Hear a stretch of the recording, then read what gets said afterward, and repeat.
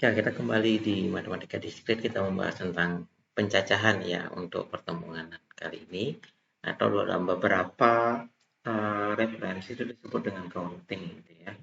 Jadi ini adalah cara untuk mencari jumlah kejadian ya, baik untuk ruang sampel maupun untuk anggota yang benar. Jadi ya. Nah, kita lihat dulu prinsipnya. Yang pertama, misalnya ada satu kejadian, gitu ya, satu waktu, gitu ya. Dalam satu rentang waktu, dalam satu waktu, kita ada dua kejadian atau dua pekerjaan, gitu ya, anggap ya. Ingat di sini, di prinsip pertama itu kata kuncinya dia satu waktu atau dua pekerjaan yang tidak bisa dikerjakan eh, apa namanya berbarengan, gitu ya. Nah, misalnya nih, sekarang saya makan, ada kata sekarang ya di sana ya, atau belajar.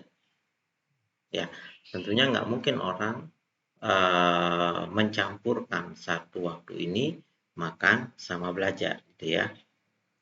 Oke, jadi sekarang saya makan atau belajar. Misalnya nih, untuk makan ada 4 jenis makanan yang tersedia. Misalnya, iya nasi goreng dan lain sebagainya kan gitu ya. Dan untuk belajar, dia memiliki 7 mata kuliah yang mau dipelajari.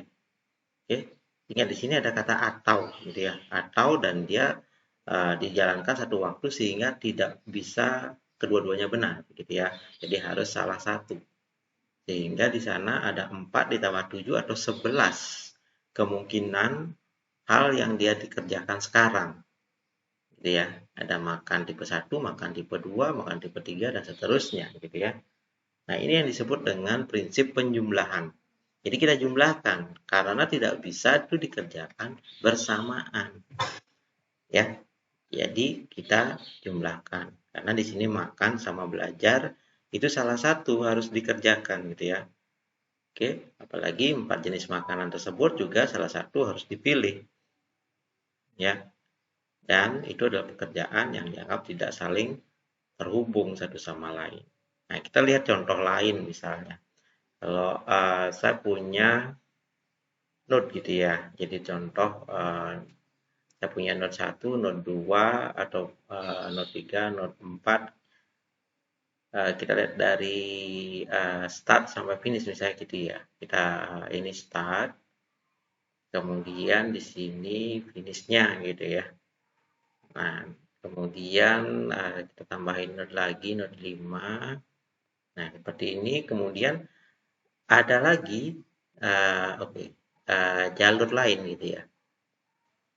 Ya, saya pakai warna orange di sini melalui jalur 6, 7, 8, kemudian kita tambahin satu lagi 9. Nah, kemudian ke finish. Kalau kita lihat dari start ke finish gitu ya, kita bisa memilih menggunakan jalur yang berwarna hitam maupun yang atau jalur yang berwarna orange. Kalau yang hitam kita lihat itu ada satu melalui itu, dua melalui 5, kemudian 3 melalui 5 langsung ke 4 gitu ya. Jadi ada 3 jalur yang hitam. Oke. Kemudian kalau kita lihat yang orange itu bisa melewati 7, satu jalur ya. Kemudian bisa melewati 9, dua jalur. Jadi yang orange ada dua jalur. Sehingga kalau kita mau dari start sampai finish gitu ya. Dari start sampai finish itu kita bisa memilih salah satu di antara 5 jalur tersebut gitu ya. Jadi 3 jalur hitam dan 2 jalur orange gitu.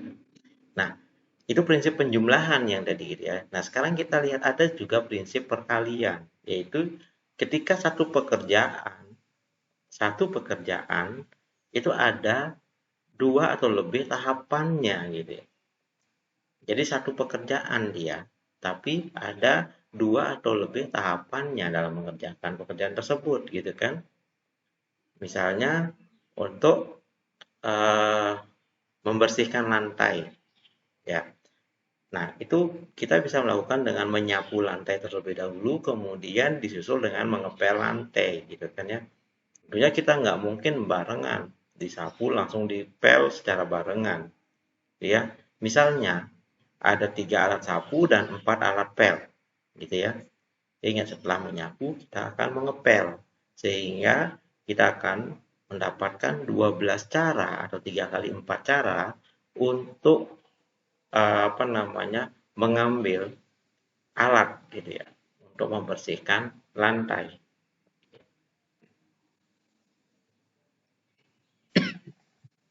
Oke, jadi ingat di sini menyapu, kemudian mengepel. Jadi ada tahapannya dia dalam membersihkan lantai ini. Menyapu dulu, setelah menyapu baru mengepel. Jadi kegiatan menyapu dan mengepel ini terhubung dia.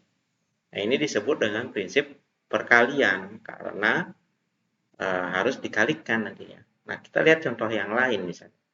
Kalau misalnya saya punya node lagi ya dari start 1, 2, kemudian ketiga dan 3 bisa ke 4 gitu ya. Kemudian bisa ke 5, kemudian anggaplah dari 4 bisa ke 6 dan 7 dan baru ke finishnya gitu kan. Nah, kalau seperti ini kemudian kita mau tahu ada berapa jalur gitu dari start ke finish yang melewati 3 misalnya gitu ya. Jadi yang melewati 3. Ini semua melewati 3 sebenarnya gitu ya, tapi yang melewati 3 kita bisa bagi dia dalam 2 tahap dari start ke 3 kemudian dilanjutkan dari 3 ke finish gitu kan. Ya, dari startnya ke 3 kemudian kita lanjut dari 3 ke finish gitu ya. Dari start ke 3 tentunya ada 2 jalur ya, melewati 1, melewati 2. Sedangkan kalau dari 3 ke finish itu bisa 3 jalur, bisa melewati 7, 6, atau 5. Sehingga total jalur dari start ke finish itu ada 6 jalur.